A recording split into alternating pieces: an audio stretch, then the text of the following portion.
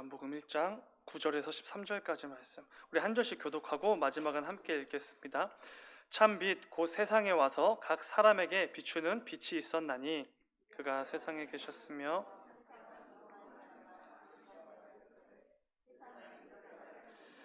자기 땅에 오매 자기 백성이 영접하지 아니하였으나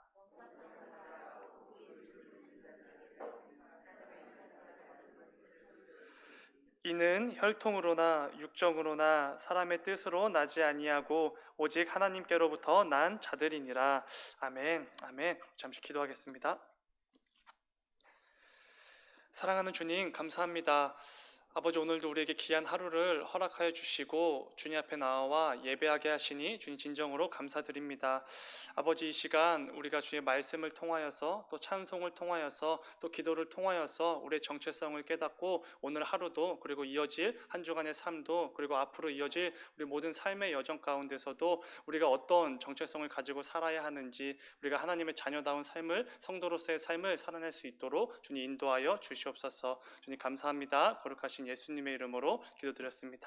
아멘. 우리 함께 읽으신 말씀을 가지고 하나님께로부터 난 성도들이라는 제목으로 함께 말씀을 나누어 보도록 하겠습니다. 제가 작년 한 해 동안, 그러니까 2020년도죠. 그때 이제 대학원에서 조교로 이렇게 활동을 했었습니다. 근데 코로나19여가지고 이렇게 업무가 많지는 않았습니다. 그래서 일주일에 한 번, 많으면 두 번씩 이렇게 학교에 가서 교수님을 도와드리는 일을 했었습니다. 주 업무는 중간고사나 기말고사 시즌이 되면은 수백 개의 시험지와 과제물을 채점하는 게 저의 주된 업무였습니다. 근데 문제는 그때마다 이제 꼭 발생하는 이게 문제들이 있는데, 그게 뭐냐면은 그 수백 명의 학생들 중에서 한 많으면 10명, 적게는 한 4명에서 5명 정도의 학생들은 꼭 이름을 적지 않고 내는 경우가 발생하게 됩니다. 그 채점을 하고 난 후에 이름 순으로 이제 과제물들을 정리해야 하는데 꼭 이제 중간중간에 이름이 없는 과제물들이 발견이 되는 것이지요. 그러면 굉장히 골치가 아픕니다. 이 출석표랑 이 수십 개의 과제물, 수백 개의 과제물들을 이렇게 하나하나 비교해 가면서 빠진 사람을 찾아내고 다시 한번 확인을 해서 그 사람이 맞는지, 그 위치에 있는 게 맞는지를 확인해야 하는 굉장히 번거로움이 생기는 것이지요. 근데 이 중요한 것은 이 교수님께서는 분명히 그 수업 시간 첫 시간 때 이 과제물에 대해서 그리고 시험에 대해서 이 학생들에게 어떤 틀, 그 기준을 동일하게 제공해 주신다는 것이지요. 인적 사항을 반드시 적고, 그러니까 까먹을 수 있으니까 다시 한번 확인해서 또 한번 확인을 해라 라고 분명히 말씀을 하셨고, 아니면 이 과제의 분량은 5페이지 이상을 해야 한다 라든지, 아니면 제출 기한은 몇 월 며칠 몇 시까지 내야 합니다. 이런 이 과제와 이 시험에 대한 틀을 제공해 주셨다는 것이지요. 중요한 것은 이 교수님의 한 개의 수업을 이제 최대 한 60명 정도가 들으니까 이 60명의 학생들은 이 교수님으로부터 이 공지사항을 똑같이 전해 듣습니다. 분명히 똑같이 전해 듣지요. 혹시라도 이 교수님이 미워하는 학생들 이렇게 몇 명을 빼고, 아니면은 지난 학기에 학점이 굉장히 낮은 학생들 몇 명을 빼고, 이런 식으로 이렇게 선정된 학생들한테만 공지가 전달되는 것이 아니라 모든 학생들에게 동일하게 과제 제출에 대한 이 기준과 틀이 제공된다는 것입니다. 그런데 그 중에서 이 몇몇의 학생들은 꼭 이름이나 학번을 적지 않고 제출하는 경우가 발생한다는 것이지요. 아니면 이 과제물은 5페이지 이상이 기준인데 한 2페이지, 3페이지만 제출해서 내는 경우도 있습니다. 이렇게 흔한 경우는 아니지만 우리가 2월 5일까지 이제 과제 제출인데 꼭 2월 6일이나 2월 7일에 과제를 제출하는 분들도 있습니다. 그럴 때마다 교수님은 조금 안타까워 하시죠. 분명히 모든 학생들에게 동일하게 공지를 해주었는데 누구는 그 기준에 부합하게 알맞게 과제를 제출하는데 어느 분들은 꼭 한 부분씩 꼭 누락하는 분들이 있다는 것입니다.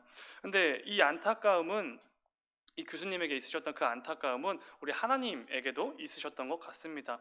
왜냐하면 오늘 본문에 등장하는 서로 상반된 두 부류의 사람들이 있기 때문입니다. 오늘은 이 부분에 대해서 함께 나누어 보려고 합니다. 특별히 함께 읽은 본문에 등장하는 모두에게 동일하게 예수 그리스도가 찾아오셨지만 그 예수님을 영접하는 자들 그리고 영접하지 않는 자들이라는 전혀 상반된 이 두 부류의 사람들에 대해서 나누어 보려고 합니다. 오늘도 잘 집중하셔서 말씀 안에다 담긴 우리를 향한 하나님의 마음과 뜻을 깨닫는 귀한 시간이 되기를 소망합니다. 오늘 말씀에서 반복적으로 등장하는 빛이라는 단어가 있습니다. 이 빛은 당연히 의심할 여지 없이 우리 예수님이십니다. 어제 새벽에 나누었던 1장 8절은 이렇게 말합니다. 그는 이 빛이 아니요 이 빛에 대하여 증언하러 온 자라. 세례 요한의 이야기이죠. 그러니까 이 세례 요한은 이 빛이 분명히 아니라고 말을 합니다. 단지 그 빛에 대해서 증언하러 왔다라는 것을 말하고 있는 것이죠. 근데 어제 나누었듯이 이 세례 요한이 하나님께로부터 중요한 임무를 받아서 이 세상 가운데 보내심을 받지 않았습니까? 그에게 맡겨진 사명이 무엇이었죠? 예수 그리스도를 증언하는 것, 이게 그의 사명이었습니다. 그렇다면 이 본문에서 말하는 세례 요한이 증언하는 이 빛은 누구죠? 당연히 예수 그리스도라는 것입니다. 그리고 예수님께서도 요한복음 8장으로 가면은 자신을 세상의 빛이라고 분명히 말씀해 주십니다. 요한복음 8장 12절 말씀에 예수께서 또 말씀하여 이르시되 나는 세상의 빛이니 라고 분명히 말씀해 주신다는 것이죠. 세상의 빛으로 오신 분은 우리가 의심할 필요가 없습니다. 당연히 우리 예수님이십니다. 아무 소망도 없고 그저 어두움 가운데만 거하는 우리와 이 세상 가운데 그 모든 어두움들을 걷어내실 참 빛이 되신 예수 그리스도께서 우리 가운데 찾아오셨다는 것입니다. 그런데 오늘 본문 9절에서 주목해야 할 부분이 있습니다. 오늘 우리 함께 읽은 본문 9절인데 제가 읽겠습니다. 참 빛, 곧 세상에 와서 각 사람에게 비추는 빛이 있었나니. 아멘. 예수님께서 참 빛으로 이 세상에 오셔서 각 사람에게 비추이는 빛이 있다고 말씀을 하고 있습니다. 근데 여기서 말하는 이 각 사람이라는 단어의 원래 의미는 모든 사람들이라는 의미라고 생각하시면 됩니다. 그러니까 참 빛으로 오신 예수 그리스도의 빛이 이렇게 부분적으로 어떤 이렇게 선별된 사람들에게만 어떤 공동체에게만 비추인 것이 아니라 모든 사람들에게 동일하게 비추었다는 것입니다. 앞서 말씀드린 그 교수님께서 수업을 듣는 모든 학생들에게 동일하게 이 과제물과 시험에 대하여 기준과 틀을 공지해 주신 것처럼 모든 사람들에게 동일하게 이 예수 그리스도의 빛이 비추었다는 것입니다. 우리는 여기서 중요한 우리를 향한 하나님 아버지의 마음을 알 수 있습니다. 예수님께서 성육신 하심으로 이 땅에 오셨을 때 어떤 일들을 겪으셨지요?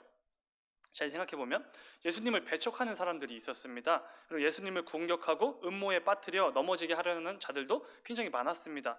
그리고 예수님을 십자가에 못 박으라고 외치던 유대인들도 굉장히 많았죠. 그리고 예수님을 모욕한 사람들도 있었습니다.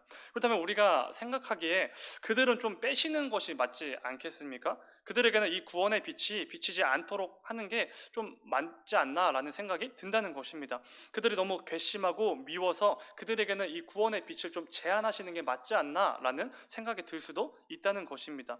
그리고 또한 오늘 본문 앞에 등장하는 1장 5절 말씀에 보면 이런 말씀이 있습니다. 요한복음 1장 5절입니다. 빛이 어둠에 비치되 어둠이 깨닫지 못하더라. 아멘. 빛이신 예수 그리스도께서 어둠 가운데 비치셨지만 어둠이 그 예수님을 깨닫지 못했다고 하는 것입니다. 여기서 사용된 이 깨닫다라는 단어의 원래 의미는 이기다, 쟁취하다라는 의미라고 합니다. 그러니까 어둠이 깨닫지 못하더라라고 번역이 되었지만 원래의 의미를 좀 이렇게 생각을 해서 살려서 직역을 해보면 이렇습니다. 어두움은 빛이신 예수님을 이기려 했지만 결코 이기지 못했다라는 의미가 되는 것입니다. 여기서 이 어두움, 이 상징하는 것은 그 당시에 입으로만 거룩했던 거룩한 척을 하는 그 유대인들을 상징한다고 합니다. 대부분의 학자들이 동의하는 것이죠. 이 빛이신 예수님께서 거룩한 척만 하는 그 유대인들이라는 어두움 가운데 오신 것을 보고 그들은 예수님을 이기려고 애썼지만 결국 이기지 못했다는 것이죠.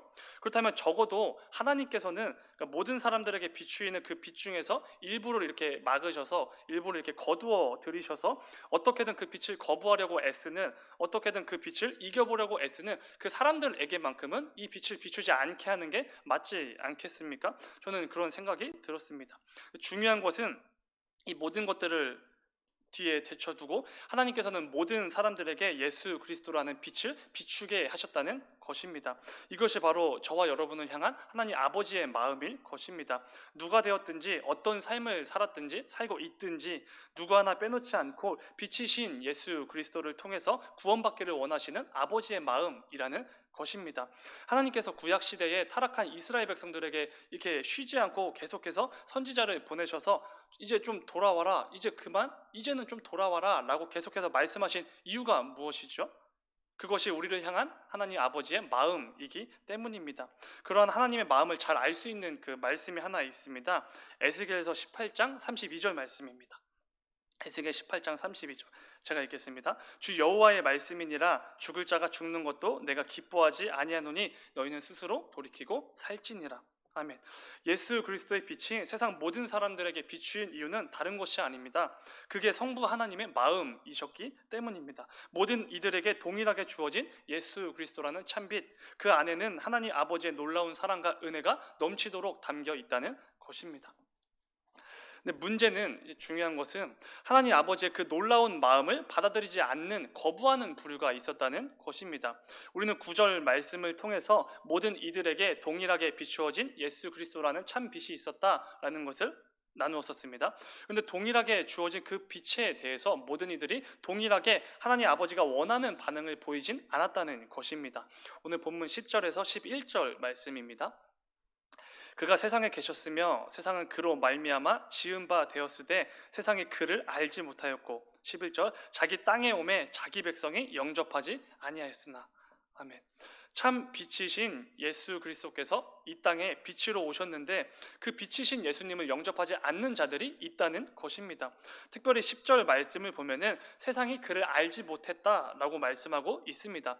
여기서 이 알다라는 단어는 우리가 지적인 부분에서 인지했다, 그 정도의 아는 것을 의미하지는 않습니다. 여기서 말하는 알다라는 의미는 관계적으로 아는 것을 의미합니다. 내가 그 예수님과 관계가 있다, 그 빛과 관계가 있다라는 의미라는 것이지요. 그러니까 이 빛이신 예수님이 이 땅에 오셨지만 세상은 그 예수님과 아무런 관계가 없는 것처럼 그를 알지 못하였다라고 말씀하고 있다는 것입니다. 그런데 이 10절 말씀은 분명히 말씀하시죠. 세상은 예수님으로 말미암아 창조되었다. 이거를 분명히 말씀해주고 있습니다. 그런데 놀랍게도 이 세상을 창조하신 예수님을 이 세상이 모른다는 것입니다. 우리 주님의 마음이 너무 아프셨을 것 같습니다. 그리고 이어지는 11절에서는 주님의 마음이 정말 아프셨겠구나라는 이 사실이 더욱 극명하게 드러납니다. 11절 말씀, 자기 땅에 오매 자기 백성이 영접하지 아니하였으나.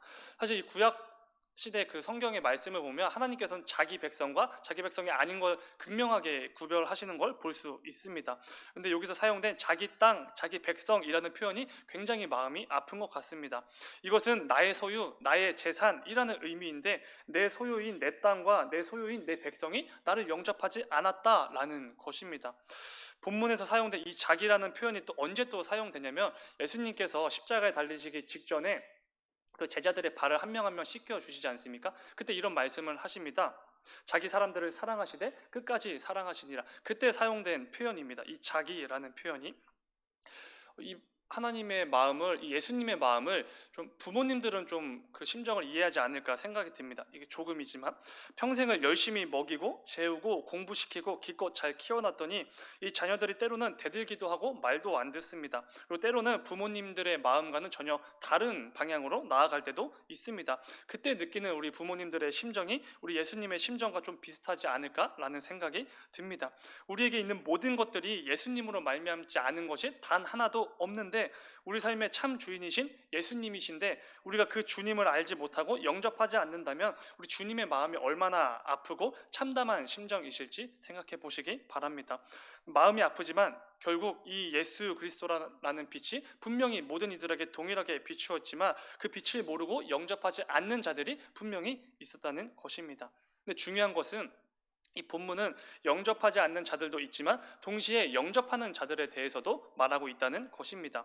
오늘 본문 12절 말씀입니다. 영접하는 자, 곧 그 이름을 믿는 자들에게는 하나님의 자녀가 되는 권세를 주셨으니. 아멘. 여기서 이제 한글 성경에서는 앞에 11절에 포함돼서 생략되었지만 사실 오늘 본문 11절과 12절 사이에는 그러나라는 접속사가 존재합니다. 그러니까 11절에서 자기 땅에 오매 자기 백성이 영접하지 아니하였다. 그러나 영접하는 자, 곧 그 이름을 믿는 자들에게는 하나님의 자녀가 되는 권세를 주셨으니 라는 것입니다. 이것은 예수님의 소유인 땅과 백성들이 예수님을 모르고 영접하지 않았지만 그러나 그 가운데서도 예수님을 알고 영접하는 자들이 있다는 것입니다. 여기서 중요한 것은 우리가 생각해 보아야 할 것은 왜 영접하지 않는 자들이 생기는가라는 이 부분입니다. 빛이신 예수님을 왜 영접하지 않는 자들이 생길 수밖에 없는가라는 것이지요. 사실 그 이유는 굉장히 간단합니다. 어두움은 빛을 싫어하기 때문입니다. 어두움 가운데 거하는 자들에게 빛이신 예수님이 오시면 인간의 죄된 본성과 온갖 부패함과 비참함이 이렇게 만천하에 드러날 수밖에 없기 때문입니다. 그래서 예수님께서 이 땅에 오셨을 때 귀신들이 그렇게 난리를 친 것이지 않습니까? 그리고 거룩한 척하는 외식을 일삼는 유대 종교 지도자들이 그래서 예수님을 싫어했던 것입니다. 모함하고 죽이려고 시도했던 이유가 빛이신 예수님으로 인해 자신들의 그 어두움 가운데 있었던 치부들이 드러났기 때문입니다. 기본적으로 우리 모두 다 이제 거룩하지 못한 죄인인 인간이기 때문에 거룩한 빛이신 예수님을 거부하게 되어 있습니다. 기본적으로요. 성령의 충만함을 힘입은 베드로가 이렇게 설교를 했었습니다. 사도행전 3장 14절 말씀에서 너희가 거룩하고 의로운 일을 거부하고 도리어 살인한 사람을 놓아주기로 구하여. 아멘. 하나님의 소유인 백성들이 거룩하신 빛이신 예수님을 거부하고 십자가에 못 박았다는 것이죠. 사실 이것이 죄인인 우리 인간들의 현실입니다. 거룩한 빛이신 예수님을 계속해서 이렇게 거부하는 것이지요. 사도 바울이 말했던 의인은 없나니 하나도 없으며 이것이 저와 여러분의 현실이라는 것이지요. 모든 인간은 뼛속까지 죄인이기 때문에 예수님을 안다고 고백하고 예수님을 영접하는 건 사실 결코 쉬운 일이 아니라는 것입니다. 근데 여기서 중요한 것은 그러나라는 것입니다. 이 접속사입니다. 우리의 죄된 본성은 계속해서 예수님을 거부하려고 애쓰지만 그러나 그럼에도 불구하고 나의 죄된 본성을 이렇게 어떻게든 최대한 억제하려고 애쓰고 그 예수님을 영접한다면 놀랍게도 저와 여러분에게 하나님의 자녀라는 놀라운 이 특권이 주어진다는 것입니다. 사실 우리는 삶 속에서 매 순간순간마다 이것들을 선택하고 있는지도 모릅니다. 내 삶 가운데 순간순간마다 내가 예수님을 안다고 말할지 예수님을 모른다고 고백할지 아니면 빛이신 예수님을 영접할지 그 예수님을 거부할지 이 선택을 하고 있는지도 모릅니다. 모든 상황 가운데 성도로서 살아가는 것은 사실 결코 쉽지가 않습니다. 잠깐 이 성도라는 자리를 내려놓고 세상과 똑같이 생각하고 세상처럼 선택하고 행동할 때가 너무나 많다는 것입니다. 이것이 어쩔 수 없이 연약한 우리의 현실일 수도 있는 것입니다. 하지만 그럴 때마다 반드시 기억하시기 바랍니다. 그러나 그 가운데서도 예수님을 영접하는 자들에게는 그러니까 성도로서의 삶을 살아내는 자들에게는 하나님의 자녀가 되는 이 특권을 주셨다는 이 사실을 반드시 기억하시기 바랍니다.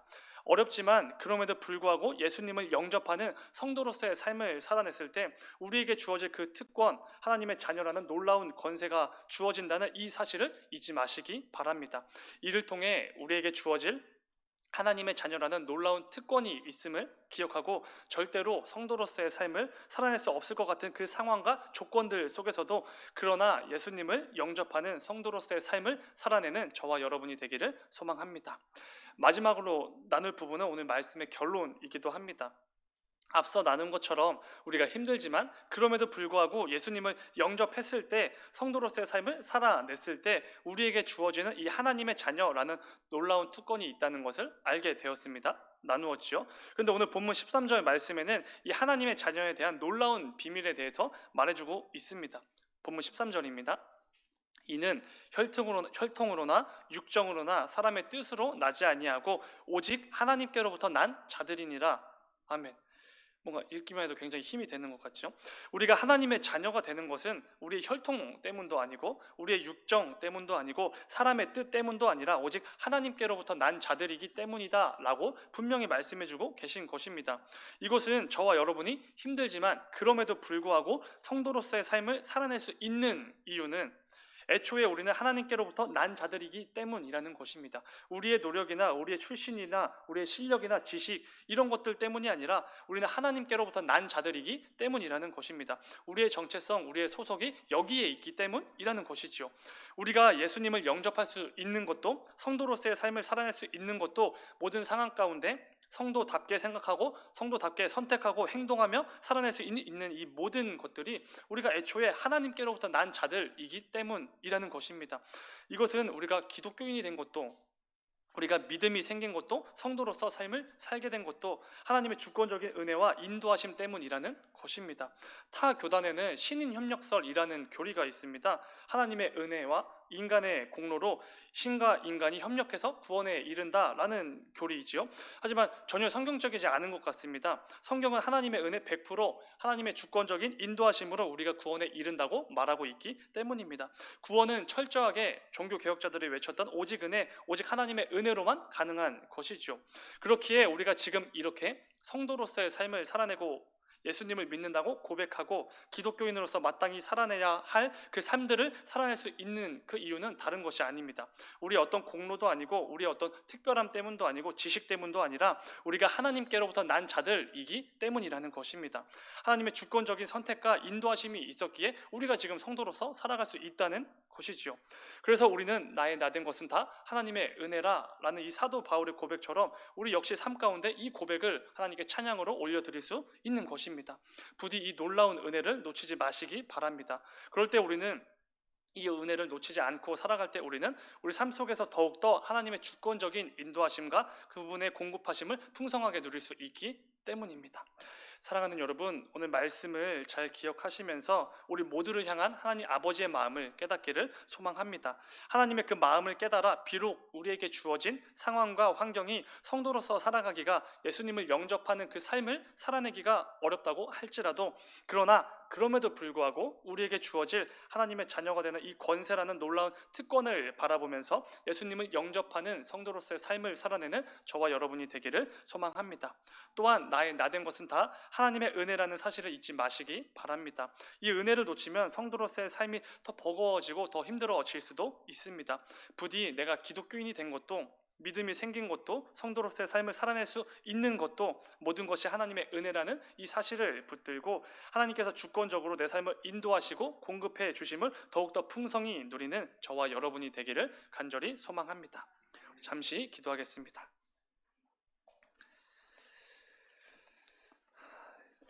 사랑하는 주님, 우리를 향한 하나님 아버지의 마음을 품고 참 빛으로 우리에게 오신 그 예수님을 거부하는 또 영접하지 않는 어리석은 삶을 우리가 살지 않기를 주님 인도하여 주시옵소서. 우리의 삶의 상황들이 또 환경과 조건들이 비록 성도로서의 삶을 살아내지 못하는 그 어려움 가운데 처해져 있다고 할지라도 그러나 그럼에도 불구하고 성도로서의 삶을 살아낼 수 있도록 주님 우리를 인도하여 주시옵소서. 이러한 삶을 통해 하나님의 주권적이신 그 인도하심과 공급하심을 더욱더 풍성하게 누리는 우리 모두가 되게 하여 주시옵소서. 주님 감사합니다. 거룩하신 예수님의 이름으로 기도드렸습니다. 아멘.